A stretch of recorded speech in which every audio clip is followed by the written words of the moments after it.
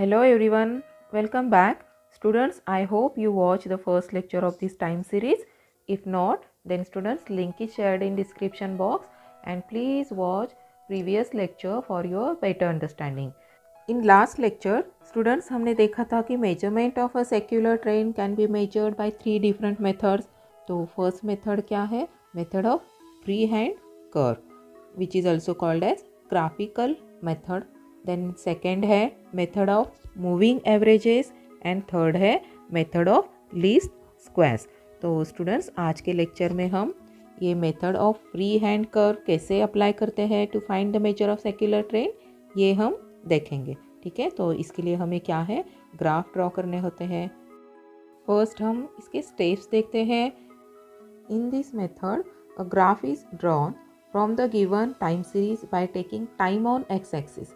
तो यहाँ पे हमें क्या करना है, एक्स एक्सिस पे हमें ऑलवेज टाइम लेना है and x t that is values of x at time t जो भी आपको गिवन है ये हम ऑन द वाई एक्सिस लेंगे and then we plot the points on the graph, then join points by a line. Okay, और उसके बाद हम क्या करेंगे, free hand smooth curve is plotted which seems to fit the data best. यहाँ हमें line draw करनी है जो हमारे पॉइंट्स के क्लोज होगी and this line is called trend line. Now let us see merits of the graphical method. तो इसके एडवांटेजेस क्या है ग्राफिकल मेथड्स के, ये हम देखते हैं। तो फर्स्ट है दिस मेथड इज सिंपल, ये बहुत सिंपल होती है and does not required any mathematical calculation. तो हमें यहाँ कॉम्प्लिकेटेड कैलकुलेशंस नहीं करने होते हैं, तो ये इसका फर्स्ट एडवांटेज है। देन सेकेंड है this method is quite flexible. ठीक है, ये फ्लेक्सिबल होती है and can be used for all type of trends, linear as well as non linear and involves minimum amount of work. ठीक है, तो हमें मिनिमम अमाउंट ऑफ वर्क में ये मेथड से हमारी ट्रेन लाइन मिल जाती है एंड ये क्या है, ऑल टाइप्स ऑफ ट्रेन्स के लिए हम अप्लाई कर सकते हैं। ये इसका एडवांटेज है, मेरिट है। But this graphical method also has some disadvantages. तो ये डिसएडवांटेजेस क्या है, ये देखो demerits of the graphical method. First तो देखो, different researchers may draw different trend lines for the same set of data. तो अगर सेम सेट ऑफ डेटा हमने डिफरेंट रिसर्चर्स को दिया तो वो अलग अलग ट्रेन लाइंस ड्रॉ कर सकते हैं, सबकी ट्रेन लाइंस एक जैसी नहीं आती हैं and therefore forecasting using this method is risky. ठीक है, और इसलिए क्या होता है, जो हम फ्यूचर के लिए इसका फोरकास्ट करते हैं, प्रेडिक्शंस करते हैं, ये बहुत रिस्की होता है by using this graphical method. And if the person drawing free hand curve is not efficient and experienced, अगर जो पर्सन इसे ट्रेन लाइन ड्रॉ कर रहा है ये एफिशिएंट और एक्सपीरियंस नहीं है तो हमें रॉन्ग प्रेडिक्शंस भी मिल सकते हैं by this graphical method. Okay, तो सी स्टूडेंट्स, यहाँ पे हमने ग्राफिकल मेथड्स के एडवांटेजेस और डिसएडवांटेजेस देख लिए हैं। तो चलो अब हम देखते हैं ये ग्राफिकल मेथड से ट्रेन लाइन कैसे ड्रॉ करनी है। सो our first sum is from exercise 4.1. First sum is the following data gives the production of bleaching powder in 1000 tons for year 1962 to 1972. Now see student, here year and production of the bleaching powder in tons, in 1000 tons is given to you और question है fit the trend line by graphical method to the above data।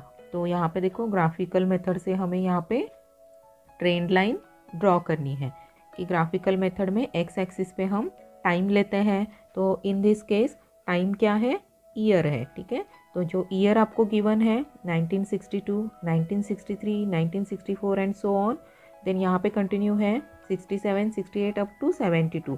तो ये सब हम क्या करेंगे, x axis पे लेंगे एंड ये जो प्रोडक्शन है ये हम वाई एक्सिस पे लेंगे। ठीक है, तो यहाँ पे देखिए ये आपको एक्स एक्सिस पे लेना है ईयर और जो प्रोडक्शन है ये हम वाई एक्सिस पे लेना है।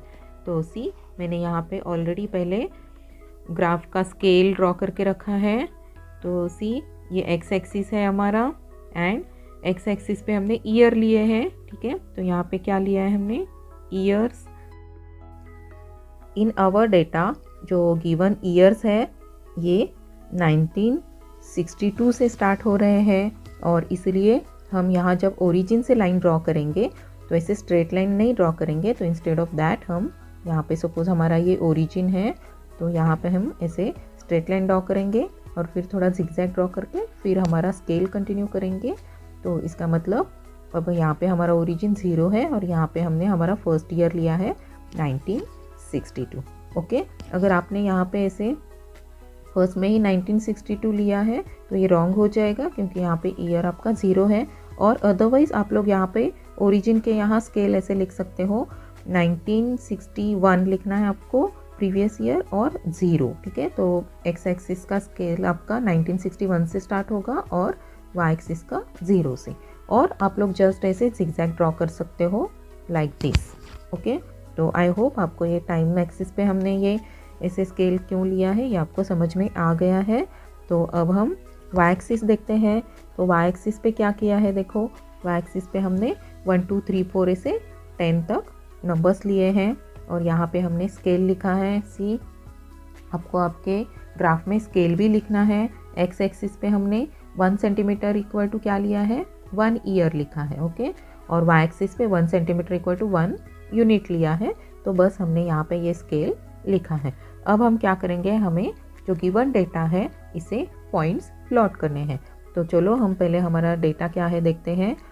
फर्स्ट है 1962, ठीक है। ये देखो यहाँ पे 1962, इसके लिए y क्या दिया है आपको, 0 गिवन है।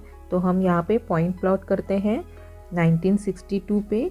ये 0 ही है y, तो मैं यही हमारे एक्स एक्सिस पे ये पॉइंट आएगा, ठीक है। उसके बाद नेक्स्ट देखो डेटा क्या है, 63 है। 63 के लिए भी 0 है तो हम अगेन ये यहीं पे आ रहा है पॉइंट एक्स एक्सिस पे। देन 64 के लिए ये है 1, तो 64 के लिए ये 1 है, ठीक है। देन नेक्स्ट है 65 के लिए अगेन 1 है। देन 66 के लिए ये क्या है, 4 है। तो 66 के लिए हम 4 पे पॉइंट प्लॉट करते हैं। देन नेक्स्ट है 67, ठीक है। 67 के लिए 2 है, तो 67 के लिए 2 तो पॉइंट आ रहा है यहाँ पे, ठीक है। ओके, मैं थोड़ा सा ठीक से ड्रॉ करती हूँ। 2 पे आ रहा है, दिस इज 2। देन नेक्स्ट है 68 पे 4 है, ठीक है। 68 पे क्या आ रहा है, देखो अगेन 4 है। देन 69 पे 9 है, ठीक है। तो इस पे 9 आ रहा है, तो 9 कहाँ पे आता है, देखो सी दिस इज 9। देन 7 है, देन 7, ठीक है। तो इन दिस वे आप लोगों को क्या करना है, पॉइंट्स प्लॉट करने हैं फॉर द गिवन डेटा। और इसके बाद हम क्या करेंगे, मैंने आपको बताया था पहले ही, हम ये पॉइंट स्ट्रेट लाइन से ज्वाइन करेंगे, ठीक है। तो हम ज्वाइन करना स्टार्ट करते हैं। तो फर्स्ट मैंने ये 2 पॉइंट्स ज्वाइन कर लिए हैं यहाँ पे, ठीक है। इसके बाद ये ऐसे ज्वाइन करेंगे, फिर नेक्स्ट, ओके। और इसके बाद मेरा ये पॉइंट है, ठीक है। तो मुझे ऐसे ज्वाइन करना है। आप स्केल लेके ठीक से ज्वाइन कर लेना स्टूडेंट्स। तो यहाँ पे फिर से मैंने ये ऐसे करके हमें सब पॉइंट्स ज्वाइन करने हैं। तो मैं ये पॉइंट्स ज्वाइन कर लेती हूँ। सो यहाँ पे मैंने सब पॉइंट्स ज्वाइन कर लिए हैं। बस आपको केयरफुल रहना है कि यहाँ पे देखो ये 1965 का पॉइंट 1966 के साथ ज्वाइन करना है, फिर 67, फिर 68, 69 ऐसे सीक्वेंस से ही आपको ये पॉइंट्स ज्वाइन करने हैं। अब हमारा बस लास्ट पार्ट रिमेनिंग है, वो क्या है, तो अब हमें लाइन ड्रॉ करनी है which is called trend line. अब ये लाइन कैसे ड्रॉ करनी है, तो जो हमारे पॉइंट्स हैं ये सब हमारे, हम जो लाइन ड्रॉ करने वाले हैं इसके दोनों साइड में ऑलमोस्ट इक्वल आने चाहिए या very close to the given line ऐसे आनी चाहिए। ऐसे हम लाइन ड्रॉ करेंगे, ठीक है। तो मैं यहाँ पे लाइन ड्रॉ करती हूँ। सो सी स्टूडेंट, यहाँ पे हमने लाइन ड्रॉ किया है और ये लाइन क्या है, this is called trend line. ठीक है, ट्रेंड लाइन कहते हैं इस लाइन को। तो यहाँ पे हमने लाइन कैसे ड्रॉ किया है, जो पॉइंट्स हमने प्लॉट किए हैं ये लाइन के क्लोज आने चाहिए। ठीक है, तो यहाँ पे हमने ये ग्राफ कंप्लीट किया है और यहाँ पे हमारा फर्स्ट सम कंप्लीट हो गया है। नाउ सी सेम टाइप का सम आपको क्वेश्चन नंबर 4 है, तो क्वेश्चन नंबर 4 आपको सेम टाइप से सॉल्व करना है। क्या करना है, एक्स एक्सिस पे टाइम लेना है और वाई एक्सिस पे जो सेकेंड गिवन वेरिएबल होगा आपका ये लेना है और उसका ग्राफ अगेन ड्रॉ करना है और ट्रेंड लाइन ड्रॉ करनी है। तो आई थिंक आप लोग ये सॉल्व कर सकते हो।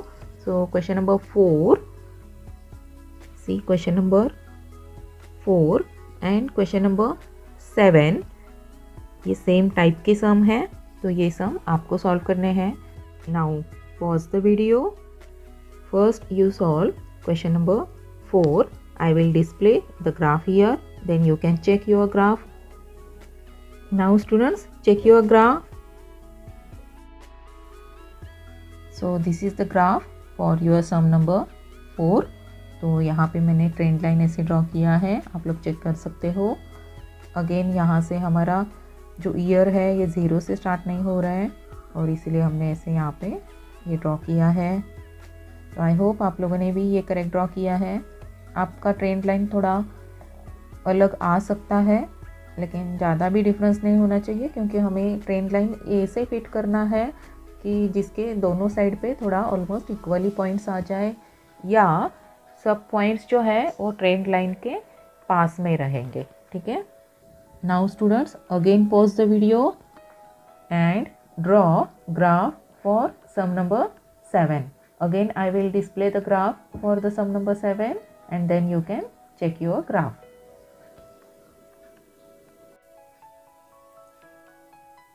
So this is the graph for sum number 7. Now students, यहाँ पे हमने ये graphical method complete किया है. In next lecture we are going to learn the method of moving averages. So don't forget to watch the next lecture and thank you for watching students.